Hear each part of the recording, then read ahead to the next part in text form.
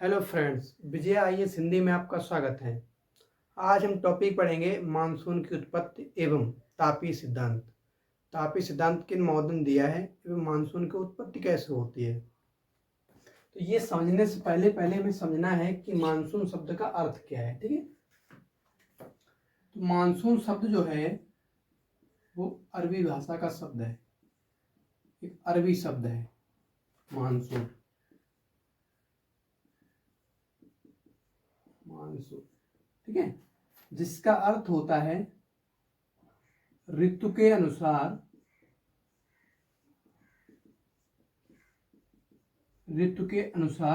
परिवर्तन। ठीक है, जिसका अर्थ होता है ऋतु के अनुसार परिवर्तन।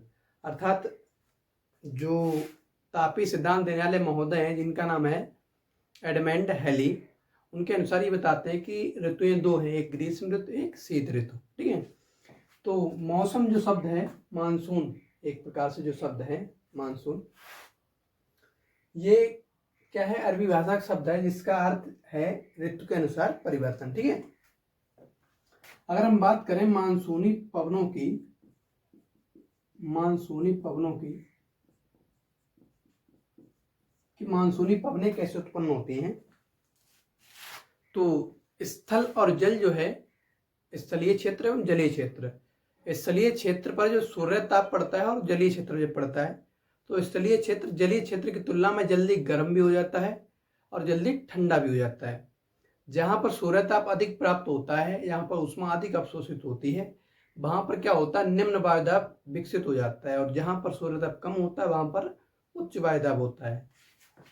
तो अगर हमें समझना है कि मानसूनी पवनों की उत्पत्ति कैसे होती है, तो हमें क्या बताना है, तो हम बताएंगे स्थलीय एवं जलीय क्षेत्र में तापमान परिवर्तन के कारण मानसूनी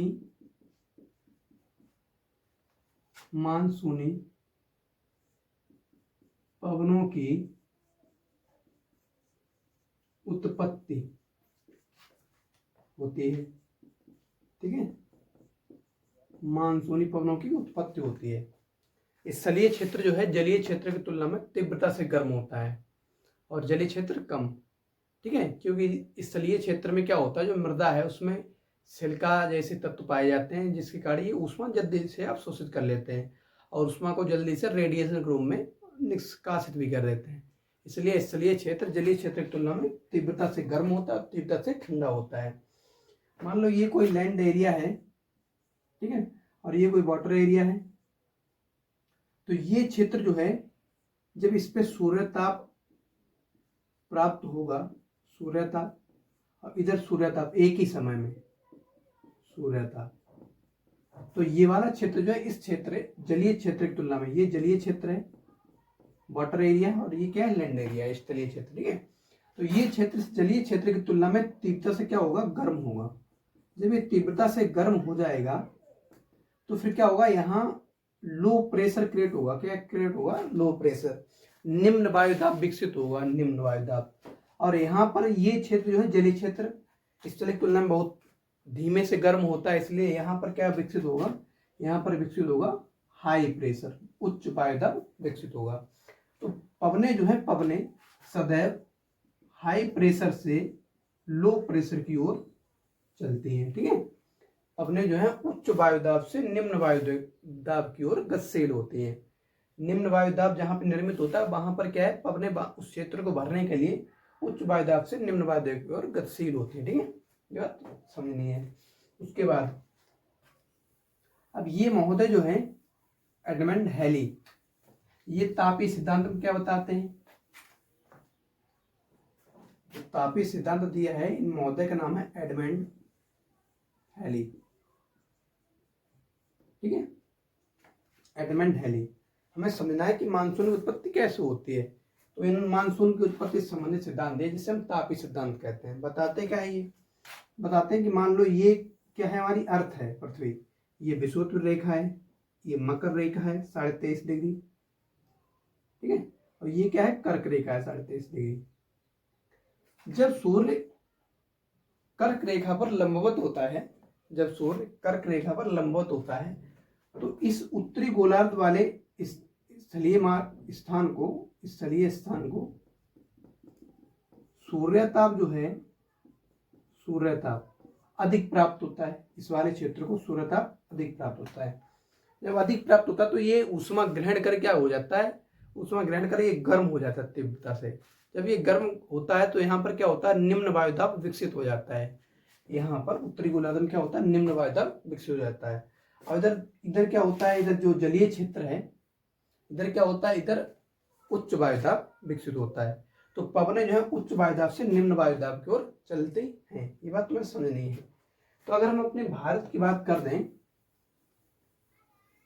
भारत की बात करें, ये तुम लोग नोट कर लो, इसके बाद हम इसे मिटा दें, ठीक है, इसे मिटा दें।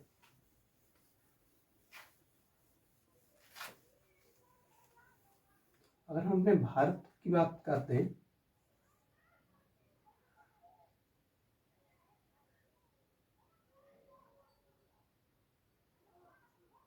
ये हमने भारत के लिए मानसून समझने के लिए हम थोड़ा सा ड्रॉ कर लिया ये मैप। अब समझना है हमें कि इधर हमें पता है कि अरब सागर आता है, इधर बंगाल की खाड़ी है, ये क्या है, हिंद महासागर, हिंद महासागर, ठीक है, हिंद महासागर। अब कर्क रेखा जो है 23.5 डिग्री कर्क रेखा भारत को 2 बराबर भागों में विभाजित करती है, ठीक है। तो होता क्या है, जब सूर्य जो है सन कर्क रेखा पर लंबवत आता है, 21 जून को, अगर आपको तुम्हें जानकारी हो तो 21 जून को सूर्य कर्क रेखा पर लंबवत चमकता है, ठीक है। तो फिर क्या होता है, इस भारत के स्थलीय क्षेत्र में ऊष्मा अधिक प्राप्त होती है, सूर्यताप जो है, सूर्यताप अधिक प्राप्त होता है। और सूर्यताप अधिक प्राप्त होने के कारण ये क्षेत्र जो है क्या हो जाता है, गर्म हो जाता है। जब ये क्षेत्र गर्म होता है तो यहाँ निम्न वायुदाब विकसित हो जाता है, ठीक है, निम्न वायुदाब। और इधर ये जो हिंद महासागर है, इधर जो प्रकाश पड़ता है, इधर जो सूर्यताप पड़ता है, इसी समय में, जिस समय सूर्यताप इस स्थलीय क्षेत्र पर पड़ रहा है, उसी समय ये हिंद महासागर में पड़ता है सूर्यताप। लेकिन यहाँ ये क्या है, ये जलीय क्षेत्र है, इसलिए स्थल की तुलना में बहुत धीमे धीमे गर्म होता है। तो यहाँ फिर क्या क्रिएट होता है, यहाँ होता है उच्च वायुदाब विकसित हो जाता है, हाई प्रेशर क्रिएट होता है, और इधर स्थलीय क्षेत्र में निम्न वायुदाब विकसित होता है, ठीक है। तो पवनें जो है, पवनें वो क्या होती हैं, उच्च वायुदाब से निम्न वायुदाब की ओर गतिशील होती हैं, ये तो तुम्हें पता है, ठीक है। पवनें उच्च वायुदाब से निम्न वायुदाब की ओर गतिशील होती हैं। तो पवनें क्या होती है, पवनें ग्रीष्म काल में, अगर हम बात कर दें ग्रीष्म काल में जो मानसूनी पवनें हैं वो क्या होती हैं, जलीय क्षेत्र से स्थलीय क्षेत्र की ओर गतिशील होती हैं, ठीक है। और पवनों की अगर हम दिशा की बात कर दें तो पवनों की दिशा हम देखते हैं किस क्षेत्र की साइड से आ रही हैं। तो ये हमें पता है कि ये वाला दक्षिण भाग है भारत का, ये कौन सा, पश्चिमी भाग है, ठीक है। तो ये पवनें जब ये स्थल मार्ग की ओर गतिशील होती है, स्थलीय क्षेत्र की ओर गतिशील होती हैं, तो ये दक्षिण और पश्चिम से जा रहे हैं, इसलिए हमने बोलते हैं दक्षिण पश्चिम पवनें, ठीक है। क्या बोलते हैं, दक्षिण और पश्चिम पवनें बोलते हैं, या पश्चिम दक्षिण पवनें बोलते हैं, ठीक है। ये जाति कहाँ है, ये जाति है उत्तर पूर्व की ओर गतिशील होती पवनें, ठीक है। अब ये पवनें जा रही हैं किससे, जलीय क्षेत्र जा रही है, इसलिए ये अपने साथ अधिक मात्रा में आर्द्रता लेकर जाती हैं। जब आर्द्रता अधिक मात्रा में लेकर जाती हैं तो ये यहाँ पर क्या है, जो पश्चिमी घाट है, यहाँ पर पहाड़ी क्षेत्र है ये, तो यहाँ पर पवनें टकराती हैं। अगर हम पहले तो यही बात कर दें कि ये मुख्य भूमि जो है भारत की, प्रादेशिक भारत की, यहाँ पर जब ये पवनें टकराती जाके तो ये 2 शाखाओं में विभाजित होती हैं। एक तो शाखा चली जाती है बंगाल की खाड़ी की तरफ, और एक शाखा जाती है अरब सागर की ओर, ठीक है। तो बंगाल की खाड़ी की ओर जो शाखा जाती है वायु, ये क्या होती है, ये इधर जाती है, इधर हमारा तुम्हें पता है हिमालय क्षेत्र है, तो हिमालय से टकराती हुई इधर घूम जाती है, ये वायु इधर की ओर आ जाती है, ठीक है।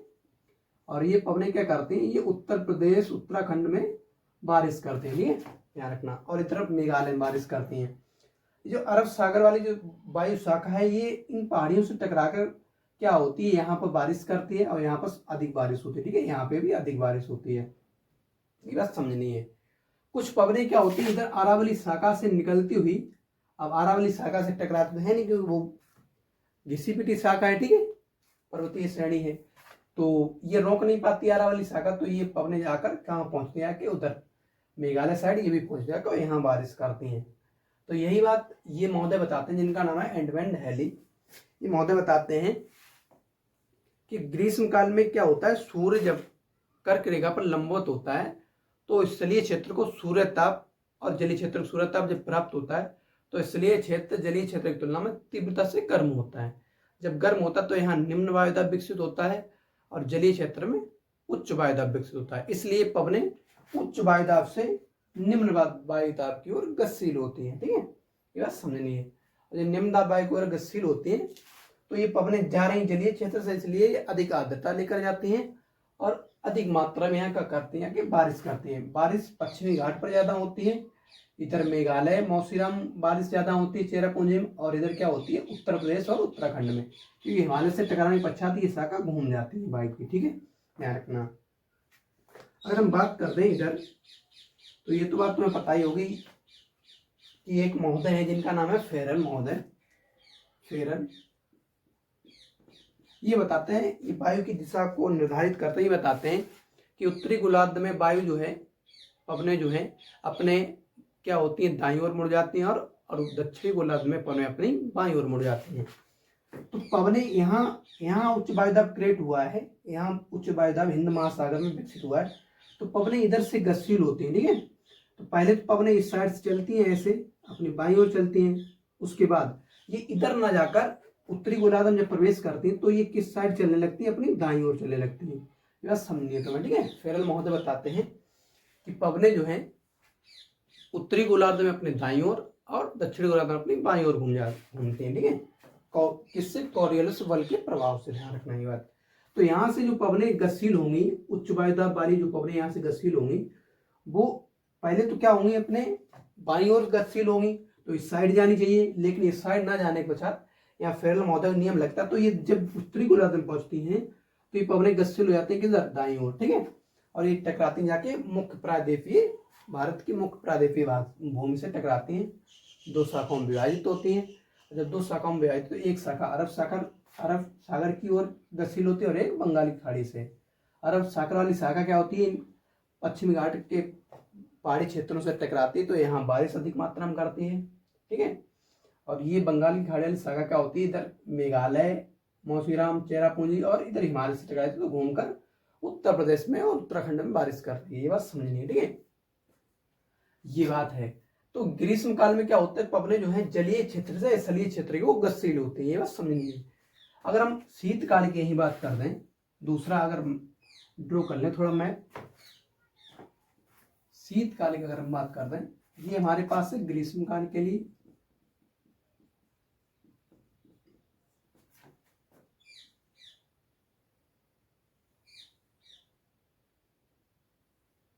अगर हम ग्रीष्म शीतकाल की बात करते हैं इधर, तो शीतकाल में क्या होता है, शीतकाल में दिसंबर में क्या होता है, इधर हम बात करते हैं, ये हमारी विषुवत रेखा है, ठीक है, इधर क्या है, इधर मकर रेखा है, मकर रेखा, ये विषुवत रेखा है, ठीक है, विषुवत रेखा,